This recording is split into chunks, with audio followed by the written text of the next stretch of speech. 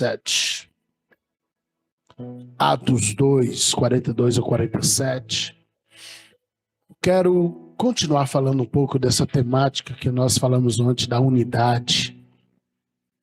E pegar como exemplo, como base, a vida da igreja primitiva. Ontem eu sei que vocês tiveram um culto poderoso aqui no PV A Mulher. Eu já assisti o vídeo e vi o quanto Deus fez aqui nesse lugar. Eu fico feliz porque a obra não para. Deus continua fazendo. O nome dele continua sendo glorificado. Atos capítulo 2, versículo 42. E perseveravam na doutrina dos apóstolos, e na comunhão, e no partir do pão, e nas orações. E em toda a alma havia temor, e muitas maravilhas e sinais se faziam pelos apóstolos. E todos os que criam estavam juntos, e tinham tudo em comum. E vendiam suas propriedades e bens, e repartiam com todos, segundo cada um havia de mister. E perseverando unânimes todos os dias no templo, e partindo pão em casa, meu Deus, comiam juntos com alegria e singeleza de coração, louvando a Deus e caindo na graça de todo o povo. E todos os dias acrescentava o Senhor à igreja aqueles que se haviam de chegar. Lê só esse finalzinho de novo, não é o ponto-chave da mensagem, mas é um pedaço tão bonito e profético que precisamos viver nesses dias. Finalzinho ali, todos os dias acrescentava o Senhor à igreja aqueles que se haviam de salvar. Espírito Santo, nós estamos falando contigo desde o início desse trabalho, te louvando, te exaltando, te adorando. Agora pedimos, ó Pai, fala conosco de uma maneira mais pessoal. Tu já falaste conosco através do teu toque, da tua unção, das letras dos louvores. Mas nesse momento, Pai, eu peço que o Senhor libere um espírito de profecia sobre esta casa. Que a tua palavra, assim, como espada aguda de 2 gumes, penetre o nosso ser agora. E nos toque, fazendo divisão entre razão e emoção.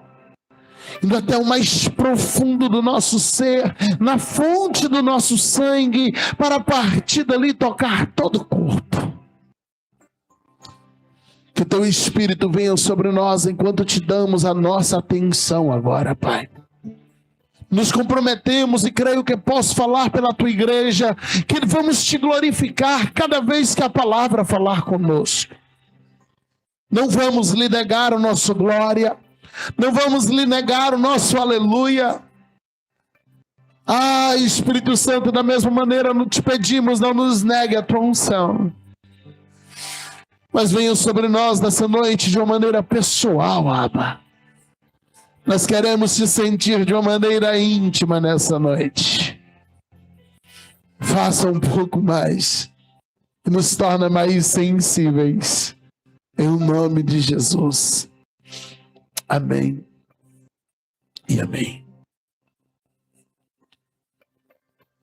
O texto que nós lemos, o versículo 42, ele é uma sequência do assunto de Atos 2, que é o derramar do Espírito Santo na igreja primitiva. A Bíblia diz que Jesus fora visto por cerca de 500 irmãos, e dá a entender que era esse o número dos que estavam no monte quando ele foi assunto aos céus. Mas a reunião dos dias seguintes foi uma reunião de oração, e culto de oração não costuma vir a igreja toda. De modo que, no 10º dia, quando o Espírito Santo desce, tem apenas 120. Cerca de 1/3, pouco menos que isso. Na verdade, 1/4, né? Estava reunido ali, adorando e orando e persistindo na oração. Mas naquele culto que 380 irmãos faltaram, porque era culto de oração, Deus salvou 3.000 almas. E eu fico imaginando a cabeça dos 380 dizendo como eu perdi esse culto. Eu fui os 9 dias justamente no que eu faltei. O Espírito Santo veio e 3.000 almas se converteram. Porque a gente não pode datar, estabelecer a partir dos nossos métodos o dia que Deus escolhe para fazer algo sobrenatural. Eu entendo a fala que o irmão Davi falou aqui, porque eu compartilho do mesmo sentimento. Quando eu fico um culto sem vir na igreja, eu entro em pânico, em desespero. Naquele horário eu fico atribulado, acho que essa é a melhor maneira para dizer, porque na minha cabeça aquele dia eu tenho que estar na igreja. E não tem como a gente prever o que Deus vai fazer lá. Eu estava lá ontem em Poções, ministrando a conferência, uma igreja linda. Sede da Addis ali, eles têm 11 congregações e o grupo de homens estavam lá louvando e uma coisa linda acontecendo ali. Volta e meia eu estava abrindo a câmera para olhar aqui. Eu estava cultuando lá, mas minha cabeça eu estava, se tinha culto aqui, eu queria estar aqui. Porque aqui é nosso cantinho, aqui é o lugar do nosso aconchego. Aqui é o lugar onde a gente está bem. E às vezes a gente corre o risco, como o Davi disse aqui, de acostumar com o que estamos recebendo. De acostumar com o que Deus está fazendo. De acostumar de modo a acharmos suficientemente bom ou já normal e já não é mais sobrenatural para nós aquilo que Deus está fazendo. Você já observou, você que ministra, seja na pregação, no louvor, que de vez em quando Deus te larga uns 15 dias que parece que o Espírito Santo não encosta em você? Você canta o mesmo hino, prega a mesma mensagem, mas não acontece nada. Por que o Senhor faz isso de tempo em tempo? Para que você não se acostume com a glória. E para que você se lembre que não é seu, é dele. Se ele quiser tirar, ele tira. E que a gente precisa continuar orando e buscando a cada culto. Porque se tem algo que eu aprendi, é que a unção de um culto não serve para o outro. O enchimento para sustento pessoal é contínuo. Mas a unção para uso, a de um culto não serve para o outro. Porque o Espírito vem para um propósito, ele cumpre o propósito. Eu não falo de você ser cheio, estou falando de revestimento para uso. A Bíblia diz que o Espírito Santo nos usa para aquilo que é útil. Então naquele culto que 380 irmãos saltaram, o Espírito Santo vem e renova eles e usa eles para pregar, porque há línguas estranhas descritas em Atos 2. Naquele dia específico, a Bíblia não narra outro acontecimento em que aquilo se repete, ainda que creio claramente que Deus continua a fazer línguas proféticas hoje em dia, e tem inclusive testemunhos de alguns missionários que já foram usados assim. Mas naquele dia Deus não os usa em língua do céu, Deus os usa na glossolalia. E a Bíblia narra pessoas de 15 países diferentes que ouviram a pregação em seu próprio idioma, da boca de homens iletrados. E a igreja cresce. A igreja estoura a partir dali. Há um sobrenatural acontecendo que se desencadeia também em perseguição. E não há uma pausa no texto de Atos 2, mas uma continuidade do assunto até chegar no versículo 42 que lemos.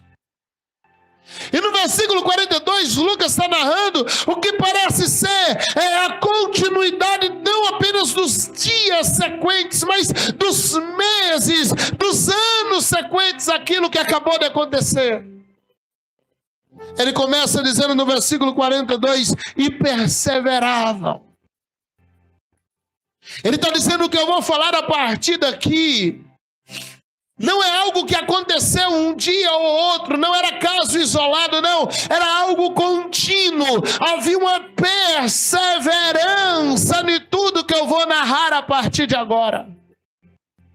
Lucas está dizendo as coisas que eu vou narrar a partir daqui. Era algo que eles tomaram como cultura.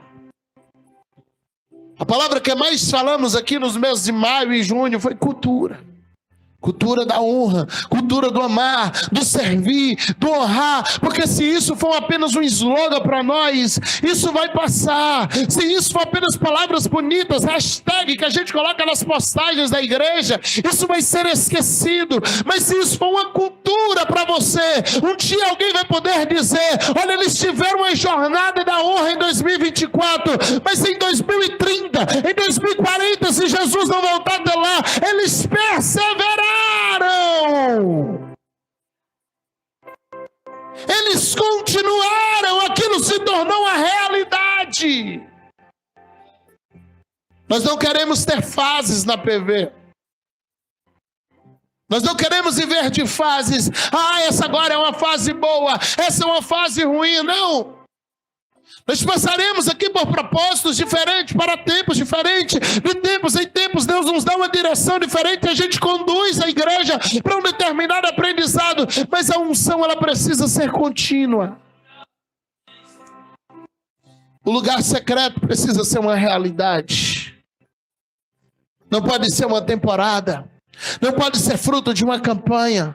Não pode ser fruto de um propósito de 7 dias, ou de 7 semanas, ou de 7 meses, não. Precisa ser uma realidade. A vida com Deus precisa ser uma realidade contínua. E Lucas escreve Atos dizendo: perseveravam. Eles continuavam primeiro na doutrina. Versículo 42. Doutrina que não é usos e costumes. Doutrina que faz menção aos princípios que Jesus estabeleceu lá no Sermão da Montanha, porque era tudo que eles tinham de ensinamento naquele momento. Primeira coisa que eles estão perseverando na recepção da palavra. Era uma igreja que amava a palavra. Era uma igreja que tinha prazer em ouvir a palavra. Quando você vai ver Paulo ministrando lá naquela ocasião em que o Eutico senta numa janela e talvez por cansaço ele cai de lá, ele cochila, ele dorme. A gente não pode apedrejar exatamente o Eutico, a gente não sabe como foi o dia de trabalho dele, mas ele estava no culto. Paulo começa a pregar no cair da tarde. E logo a Bíblia diz: e perto da meia-noite o Eutico pegou no sono. Os que criticam o Eutico ficam agoniados quando dá as 9. Né? Perto da meia-noite, Paulo já estava pregando há umas 5, 6 horas de relógio. O Eutico cochilou na janela. Aí o Paulo desce, ressuscita o Eutico, volta lá para cima. E a Bíblia diz: ele continuou a mensagem até o sol nascer. Consegue imaginar uma mensagem de 12 horas de duração? Quem nunca leu, eu indico um livro chamado O Homem do Céu. Conta a história dos crentes perseguidos na China.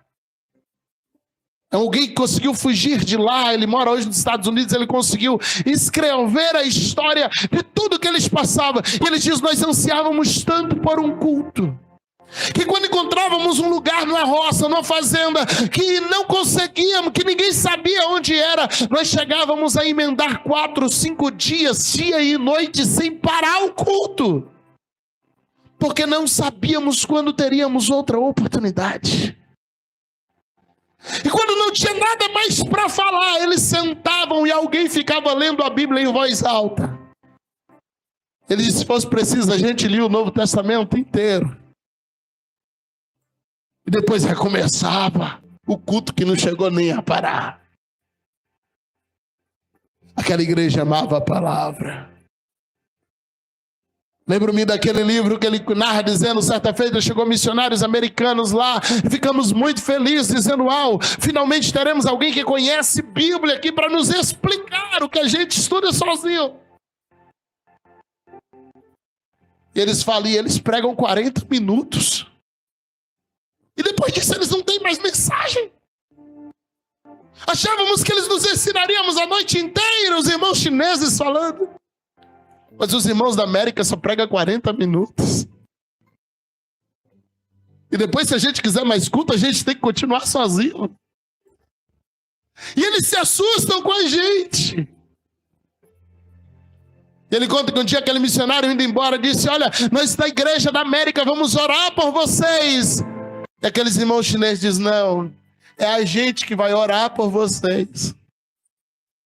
Porque a gente descobriu que vocês estão mais frios do que nós. Quando a gente volta para essa igreja de Atos 2, era uma igreja que a Bíblia diz, ela perseverava na doutrina.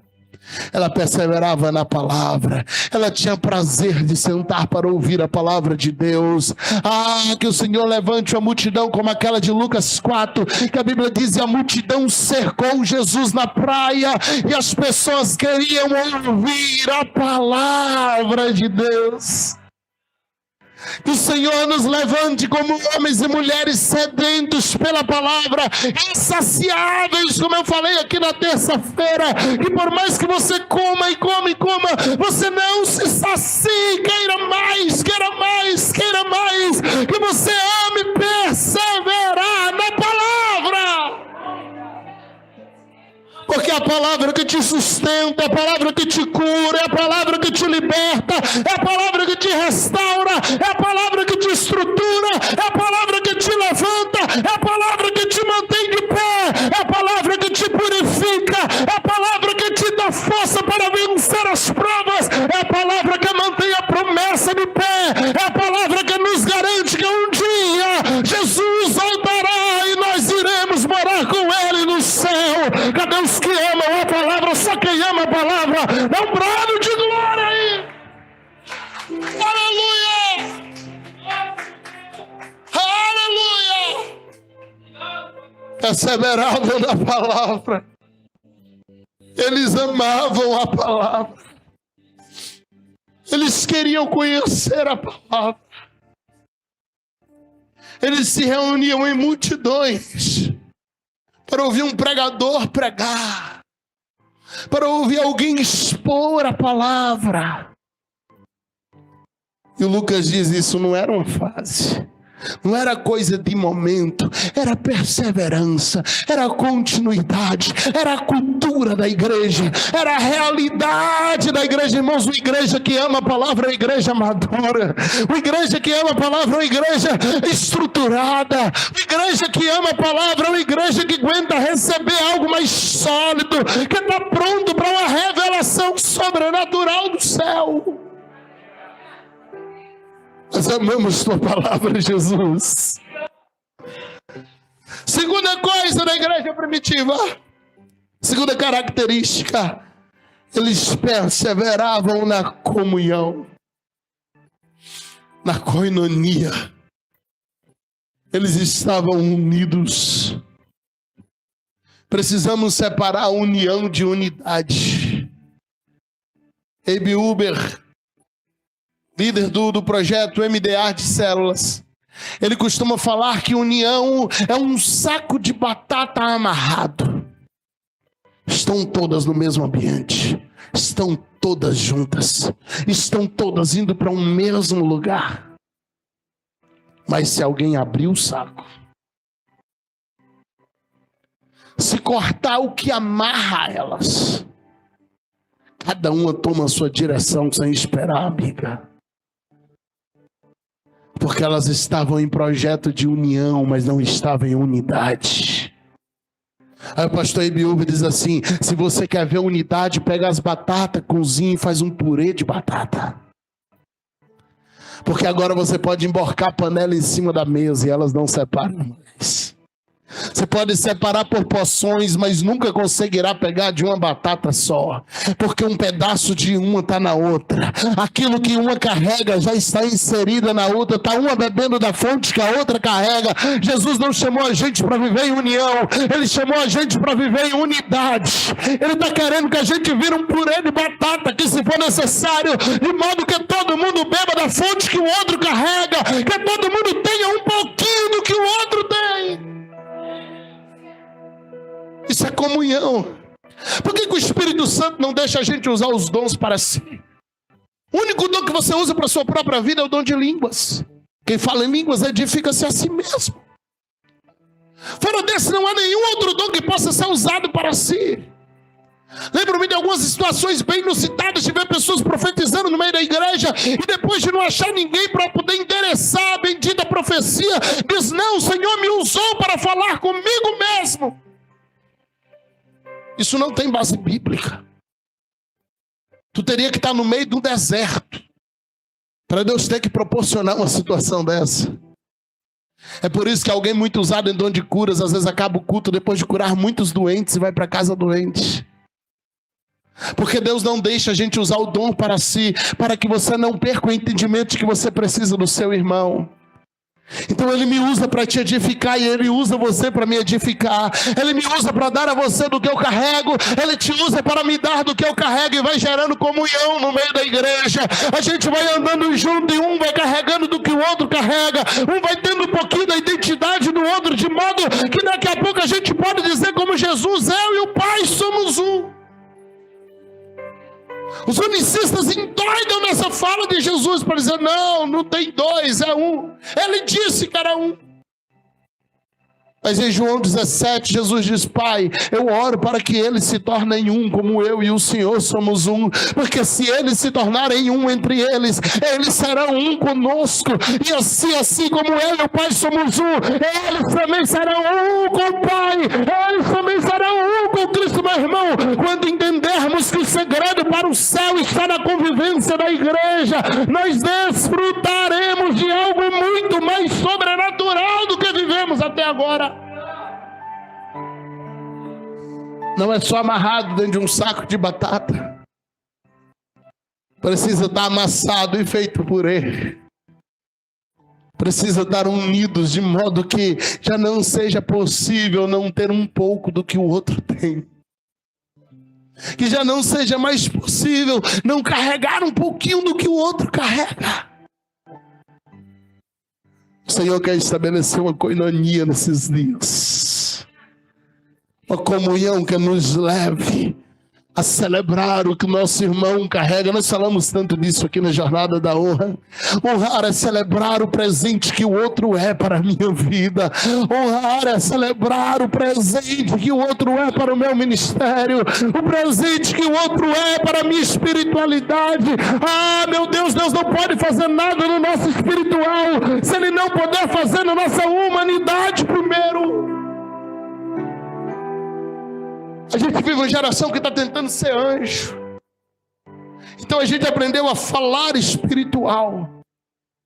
A gente aprendeu a mudar a voz para parecer que tem unção. E a gente diz: eu saúdo a igreja na paz do Senhor Jesus. E vai cantar e a gente empossa a voz. Porque eu tenho que parecer que eu sou profeta. Tem que parecer que eu sei. Não. O Senhor não vai te dar espiritualidade se Ele não puder tratar a tua humanidade. O Senhor não vai tratar você na espiritualidade se Ele não puder tocar o seu lado humano. O interesse de Deus é tocar a nossa humanidade. Se você vai para as características do fruto do Espírito em Gálatas 5:21, ah, meu Deus, lá não tem. Olha, e o fruto do Espírito eles falarão novas línguas. O fruto do Espírito eles profetizarão. O fruto do Espírito eles curarão os enfermos. Não, isso é consequência. Fruto do Espírito é amor, alegria, benignidade, bondade, temperança, fé. O Senhor está dizendo: olha, o sinal de que você está cheio do Espírito Santo não é o quanto você é usado, porque a unção para uso ela não entra dentro de mim, mim, ela vem sobre mim, é transferida para alguém, ela é revestimento, ela passa por fora para que possa tocar quem está do meu lado, mas o que eu carrego aqui dentro, isso não tem a ver com o quanto eu sou usado, mas tem a ver com o quanto eu já deixei Deus mudar a minha vida. Não tenta dar espiritualidade para Deus, Ele está cheio de espiritualidade no céu. Ele quer a tua humanidade. Porque quando Ele puder tratar o nosso lado humano, Ele não vai ver problema nenhum em nos dar um lado espiritual. Quando Ele puder nos tratar do lado humano, a espiritualidade dEle não terá limite. Ele nos dá, sabe, sem dispensa. Ele nos dá sem limites. Ele nos deixa ser usado no espiritual. Porque a nossa humanidade foi tocada. Eu não posso amar o meu irmão se eu não tiver humanidade. Porque o pecado arrancou de nós a humanidade. E a religiosidade, que é a prima do pecado com nome diferente, ela faz o mesmo efeito. Os religiosos, eles perdem os sentimentos. Os religiosos, eles perdem o amor. Então, se alguém cai doente, eu não olho como alguém que precisa da minha ajuda. Eu olho como alguém que está sendo punido por Deus. Se alguém passa necessidade, não é o irmão que precisa que a igreja se una para ajudá-lo. É o irmão que Deus está tocando. Porque a religiosidade arranca a humanidade da gente. Aí o Senhor está dizendo, essa geração religiosa, dizendo, eu vou tirar o seu coração de pedra e vou devolver um coração de carne. Mas, Senhor, por que o Senhor vai querer me amolecer e me tornar de carne? É porque a promessa nunca foi que o Espírito de Deus seria derramado sobre os espíritos. A promessa é que do Espírito dele Ele derramará sobre toda a carne. É gente de pele e osso que vai ser cheia do Espírito Santo. Aleluia! Perseveravam na palavra, perseveravam na comunhão, perseveravam no partir do pão. Já viu o famoso Deus abençoe? Olá, irmão, Deus abençoe, que Jesus abra a porta. Mas o irmão está com fome. Quando Jesus abrir a porta, ele vai esperar 30 dias por um salário. O que eu posso fazer hoje por você? É o partir do pão. A maior oferta do nosso ministério já recebida foi uma oferta que o meu pai recebeu lá em Vitória. Fizemos uma campanha do quilo, irmão Leandro. Então de noite alguns irmãos trouxeram algumas sacolas com muitos quilos. Mas chegou uma senhorinha muito pobre da igreja. E parte daquela arrecadação era para ela. Mas naquele dia ela chegou com meio pacote de macarrão. Ela quebrou o macarrão no meio e levou metade para a igreja. Ela disse, pastor, eu só tinha isso lá em casa. Me perdoa. Eu comi a outra metade meio-dia. Eu não tinha mais nada em casa. Mas eu trouxe essa metade porque eu quero participar da campanha. Sabe quando você não sabe o que fazer com a oferta? Você manda a irmã levar de volta, você recebe, você faz o quê? Não é desprezo à oferta, é o impacto da oferta. É o impacto do que está acontecendo ali. Porque alguém que come feijão de primeira está trazendo de terceira para a igreja. Eu sempre falo, se você come de terceira, traz de terceira, irmão. Se tu come de quarta, traz o de quarta, mas se come de primeira, traz o de primeira. Não pega um diferente, pega o que você come. E ela trouxe meio pacote de macarrão. Ela não sabia que a cesta básica daquele dia era para ela. Eu, muito pequeno, vi meu pai receber aquele macarrão, chamar ela no pé do altar e abençoar aquela oferta. Porque eu desconheço uma oferta maior já recebida no meu ministério, no ministério do meu pai, do que aquele dia. Foi algo anormal para a gente. Foi algo que nos impactou. Viemos embora pouco tempo depois. Não tenho dúvida de que Deus gerou colheita para aquela irmã. E não falo da cesta que ela levou depois do culto, não, porque isso o Senhor já ia dar a ela. Mas falo de resultados que eu sei que o Senhor deu, porque nada que você semeia no reino, meu irmão, fica sem resultado. A Bíblia diz, eles perseveravam no partir do pão. A necessidade do meu próximo é minha. O que é misericórdia? É eu pegar a misericórdia, a miséria do meu irmão e colocar no meu coração. É misericórdia. É a miséria dele sendo inserida no meu coração e a minha bondade sendo inserida no coração dele. Nós não precisamos ajudar pessoas porque elas merecem, não podemos fazer isso. Nós temos que ajudar pessoas porque Deus mudou a nossa vida. Sabe, Jesus não ajudou pessoas, não curou pessoas porque elas mereciam, elas eram más, mas a Bíblia diz, ele se movia de íntima compaixão. Jesus não orou por perdão para os soldados porque eles eram bons. Jesus orou porque Jesus era bom. Estevão não orou para Deus perdoar os apedrejadores porque eles eram bons, não, eles eram maus, mas Estevão orou porque Estevão era bom, Estevão era convertido. E o homem que coordenou o apedrejamento do Estevão se tornou o maior apóstolo da igreja. Porque a Bíblia diz, naquele dia o Saulo estava lá e as vestes dos apedrejadores eram colocadas aos seus pés. Isso é honra. É reconhecimento de liderança. Mas lá na frente o mesmo Saulo agora está dizendo Paulo, apóstolo de Cristo. Apóstolo de Cristo. Porque a semente não perde. Quarta coisa, perseveravam nas orações. Não era um dia, não era 7 dias, pastor, vamos fazer a campanha dos 7 dias de oração. Vamos, irmão, estamos precisando levantar um aqui. Pelo menos uns 60 dias. Mas eu estou falando de oração contínua. Perseveravam, vida com Deus, continuidade, sede pelo Espírito, sede por sabedoria do céu, sede pela revelação, sede pela intimidade, sede por receber mais do Senhor. O Senhor está precisando nesses dias de pessoas, sabe, que desejem Ele de modo estrondoso, que sabe, possa dizer, Pai, eu não consigo viver sem o Senhor. Eu vi no olhar de uma irmã ontem a angústia dela depois que ministramos no final daquela conferência, e ela viu outras pessoas sendo batizadas do Espírito Santo e ela não falou em línguas, ela não conseguiu fluir, e foi visível a angústia dela enquanto ia sentar. Eu comecei a lhe orar no altar, no cantinho, dizendo, Senhor, é aquela angústia ali que eu quero no meu coração. Quando eu chegar num culto e eu não conseguir te sentir. É aquela angústia que eu quero dentro de mim. Quando eu passar um tempo sem sentir o Senhor, sem conseguir fluir do que o Senhor tem para a minha vida. O Senhor precisa de pessoas que se angustiem, ansiosos pela presença dEle. Pedro diz, deseja afetuosamente como meninos novamente nascidos.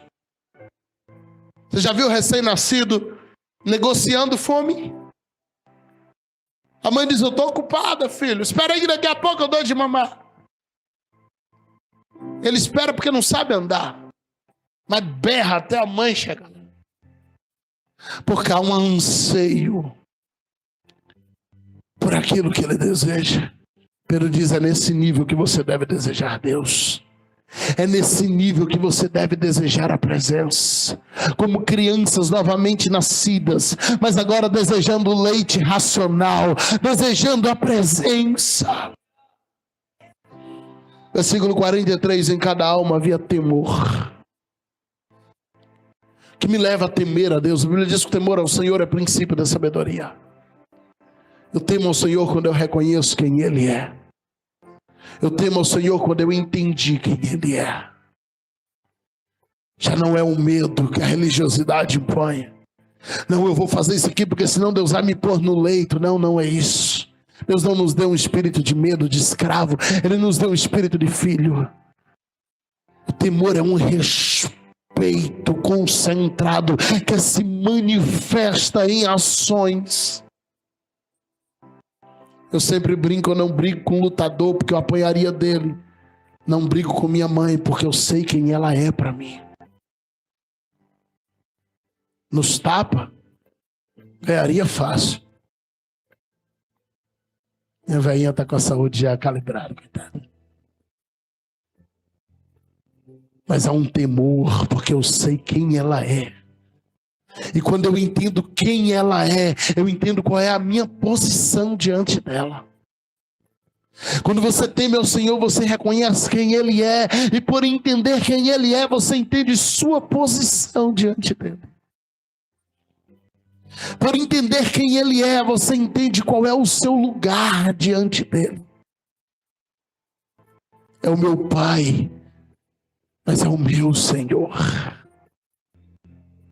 É o Deus que está acima de tudo. É o Deus que tem o controle sobre todas as coisas.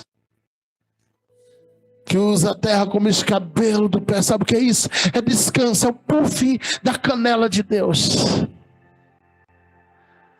O Deus que mora acima de tudo, mas que também está dentro do nosso coração. Pastor, qual é o resultado, qual a consequência de perseverar na doutrina, de perseverar na comunhão, no partir do pão, na oração, no temor? Final do versículo 43. E o Senhor fazia maravilhas e sinais por meio deles.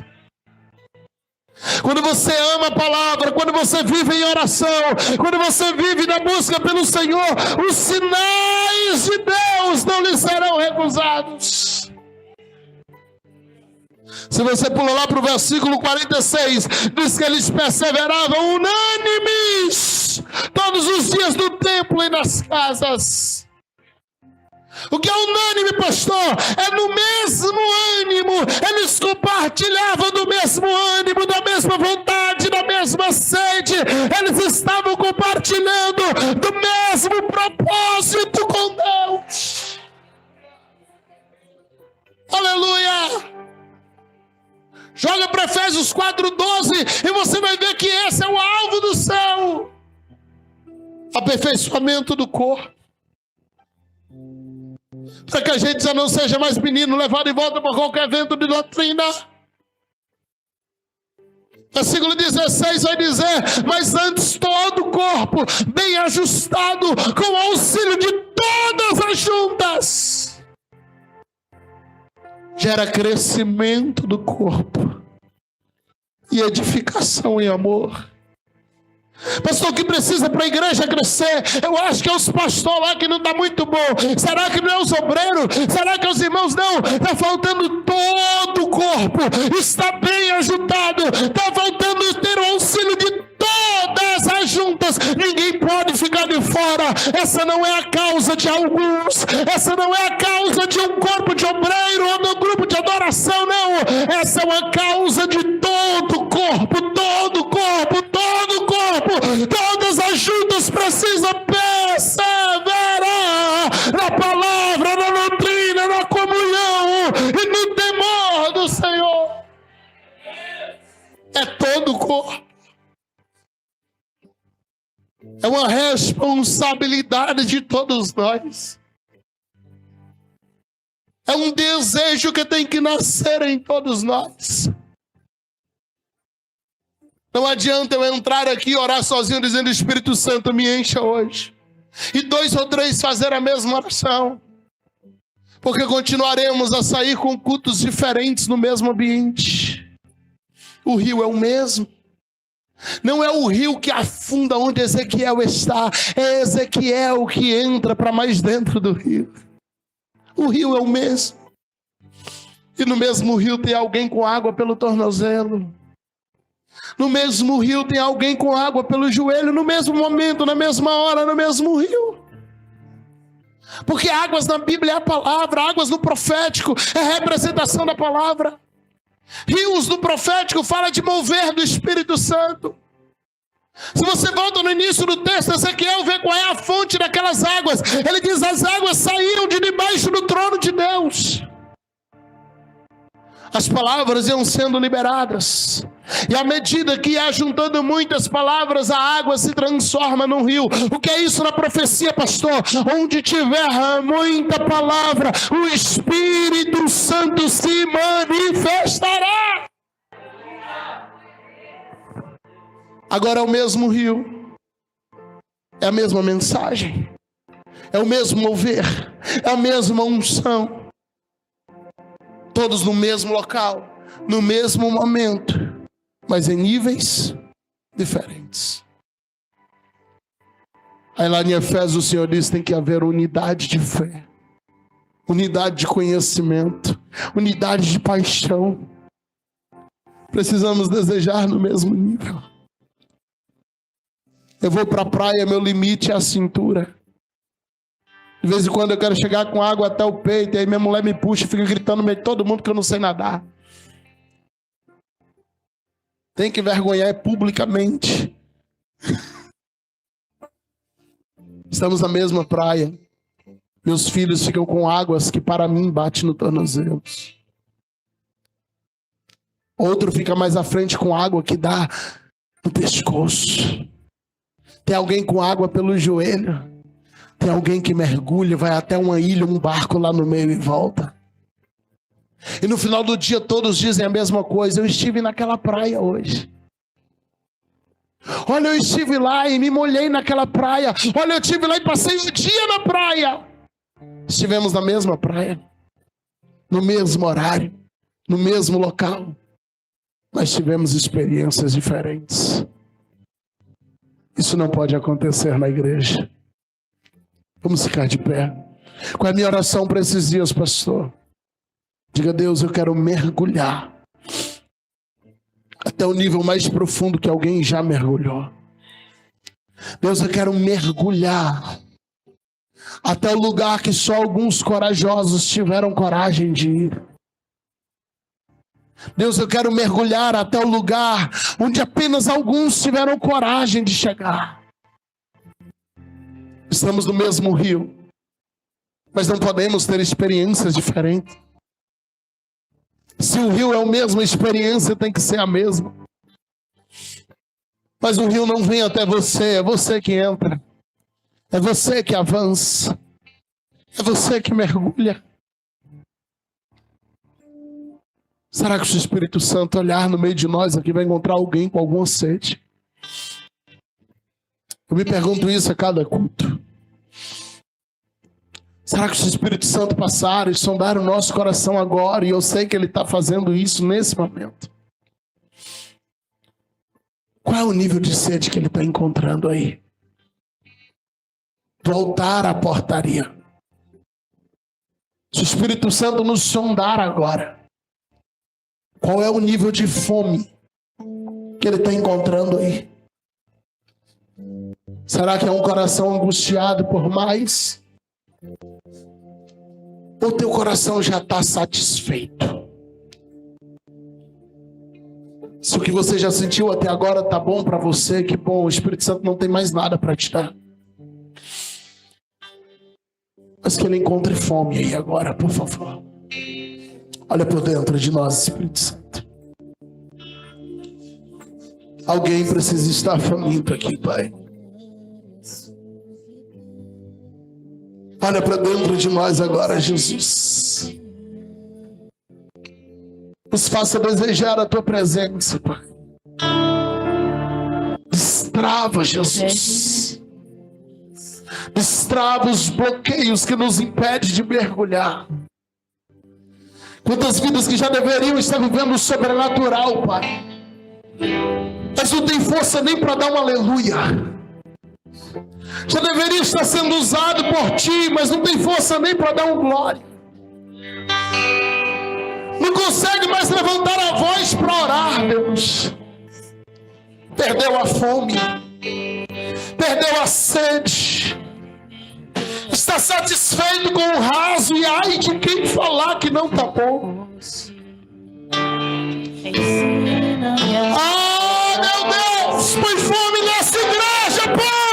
Até que o Senhor venha. Nos dá fome, Deus. O Senhor tem mais para nós, Deus. Mas a sensação é que a Tua igreja não quer, Deus. Até que o Senhor eu não vou descansar. Eu sinto a frustração do céu conosco hoje.